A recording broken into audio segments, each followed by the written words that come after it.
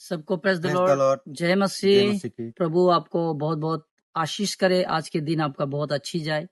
हम परमेश्वर के वचन हमसे एक बात किया है, मैं चाहता हूँ वो वचन के द्वारा परमेश्वर आपको भी कुछ बातों को सिखाए, पवित्र आत्मा आपको बातें करे और आपके जीवन में प्रभु वो ग्रोथ करे। क्योंकि आप मेरे सामने देख पा रहे हैं, क्योंकि ये एक पेड़ है और ये पेड़ काट दिया गया है और इस पेड़ को ठूंठ को नीचे छोड़ दिया गया है।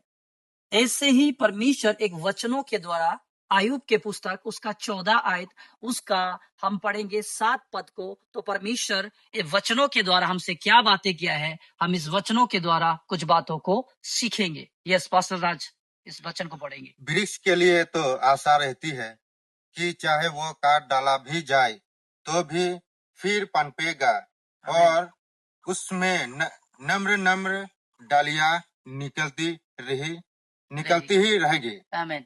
यहाँ पे परमेश्वर क्या बोल रहा है, इस वृक्ष को काट तो दिया है, लेकिन इसमें से इन दिनों में नए नए पत्ते निकलेंगे। जैसे आपको बहुत सारे कलीसिया इन दिनों में ठंडा पड़ा हुआ है, कोई सुसमाचार नहीं सुना रहा है, कोई प्रार्थना इतना कर नहीं पा रहा है। मैं विश्वास करता हूं जो परमेश्वर जैसे वो कलीसिया में नए नए लोग नहीं आ पा रहे, नए नए लोग उसमें सुसमाचार सुना नहीं पा रहे हैं, कई सारी बातें हैं, लेकिन इन दिनों में परमेश्वर के वचन कहता है जो इन दिनों में जैसे जो ठंडा पड़ गया था, जो ठूट काट दिया था, उनको लग रहा था अब कुछ नहीं होगा, आशा खत्म हो गई, लेकिन परमेश्वर के वचन के द्वारा कह रहा है आप परमेश्वर काम करेगा और परमेश्वर इन दिनों में फिर से नई लोगों को लेके आएगा कलीसिया में, नए लोगों को परमेश्वर के राज्य में बढ़ाएगा, नए लोग बपतिस्मा होंगे, फिर से बेदारी होंगे, फिर से रिवाइवल होंगे। परमेश्वर ऐसी महिमा प्रकट करेगा।